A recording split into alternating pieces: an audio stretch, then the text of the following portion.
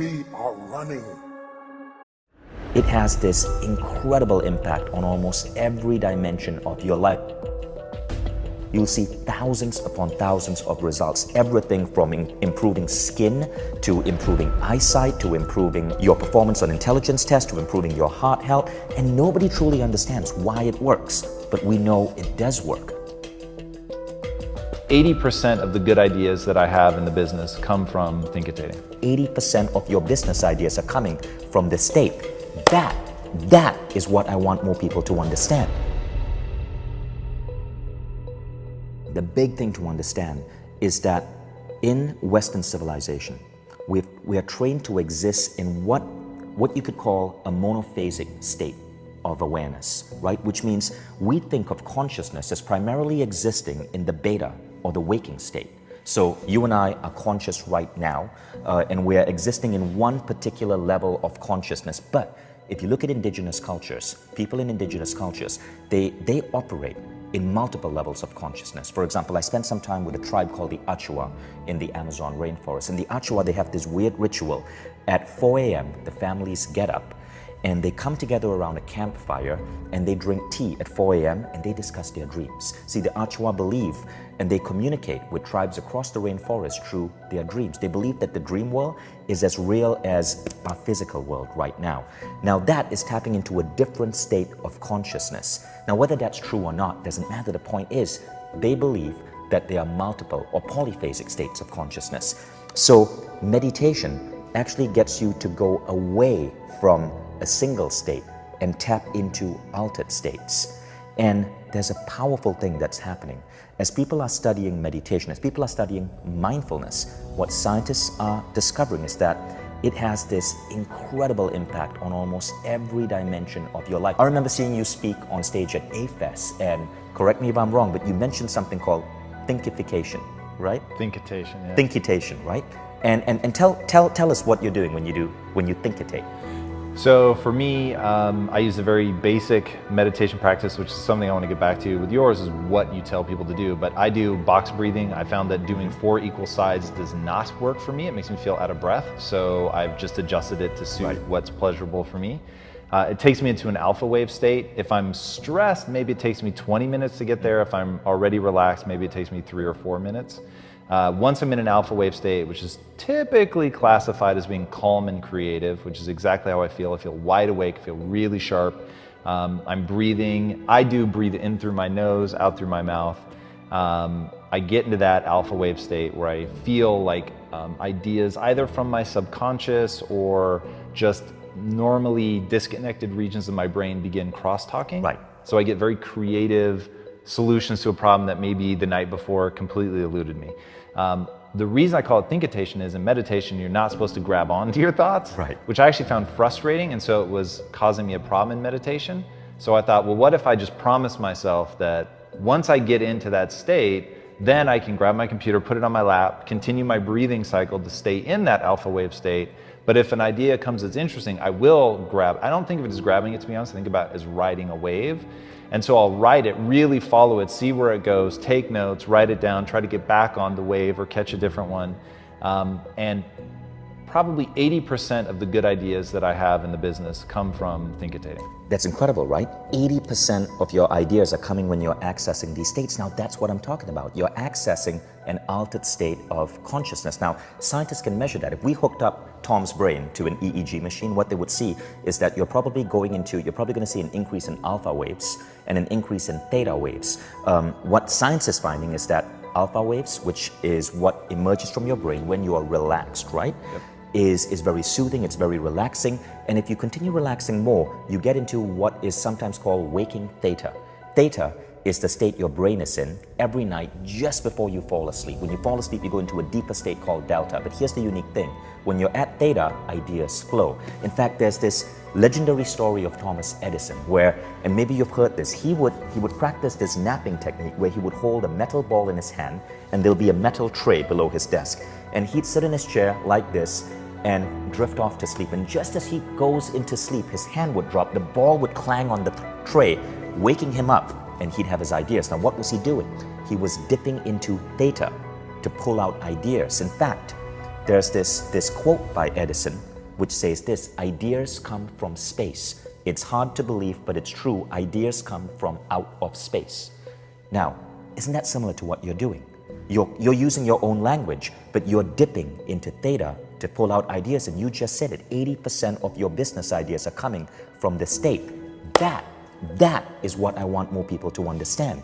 We can tap into these altered states to fundamentally make better decisions, to draw upon ideas, and to even increase our rate of getting towards our ideas. So this is one of the most powerful aspects of meditation. But you also said something else, which I want to pick up on, which is the reason more people don't meditate. You said something along the lines of, I know in meditation you're not supposed to latch on to any thought, right? Yeah. That's rubbish. That's completely not true. See, there are different types of meditation. In fact, there's so many different types of meditation. I hate using the word meditation. Rather, I call it a transcendent practice.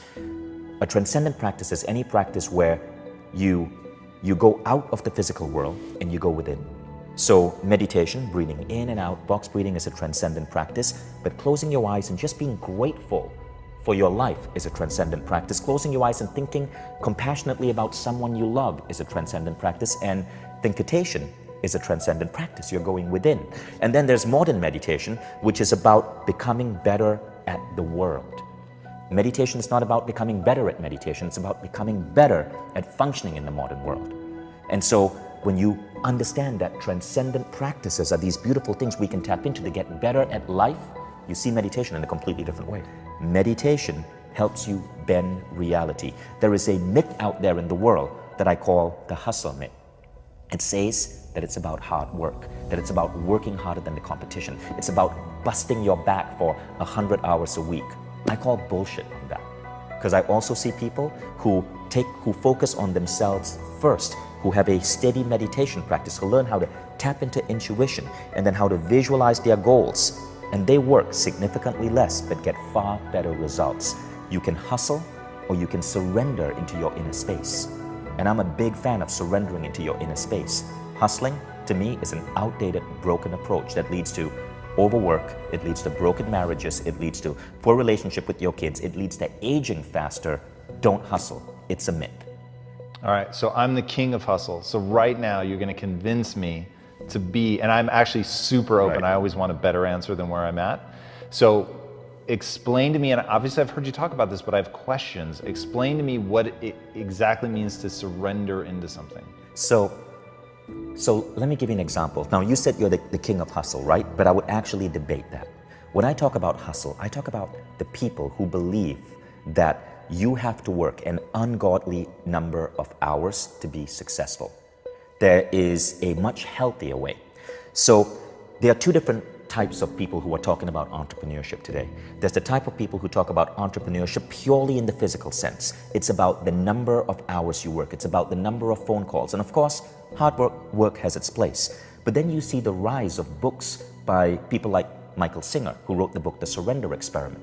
And if you read the book, it's kind of cool. This guy built a billion-dollar software company, and he talks about how he did that by surrendering, by going within, by having a daily meditation practice. Now, in your case, I believe you're doing it. You're also moving to that approach, but you're doing it unconsciously. When I listened to you speak at AFES and you spoke about how you sit down, you relax, and you thinkitate, and these ideas come into you, you're tapping into something. Tom, you're tapping into your intuition. That is a far more efficient way than trying to hustle to get these ideas. You're going within. So you're already doing one of the first steps. Now, the second part is how can you optimize your rate of going from idea to reality. That's the second part of bending reality. And there are a significant number of tools that you can put into play to help you do that by working on your inner states. For example, one is creative visualization. There are so many studies that show that what you visualize in your mind, you can help accelerate in the world. For example, one study called the finger abduction experiment basically had people exercise their fingers, okay, like physically exercising your fingers, and then a control group of people visualize themselves exercising their fingers. And what they found is that one group grew finger strength by, let's say about 10%, the other group by 9%, really close, just by visualizing their fingers. Now, the same thing happens in sales. You can actually accelerate your sales closing rate by visualizing the outcome. And we don't really understand how it works, but we know it works. And the same thing happens in your entrepreneurial life. When you get a clear vision of the business you want to create, of the lifestyle you want to create, you move towards that faster.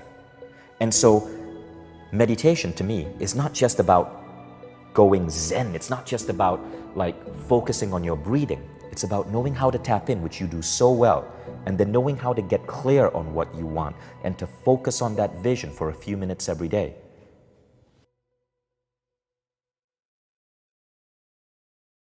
We are running out of time. What are you going to do with the time you have left? I say that if you don't reposition yourself, you could miss the best time in your life, in this season of life. Because we have got to change the way we think. We have got to change the way we function. We have got to change the way we deal with issues.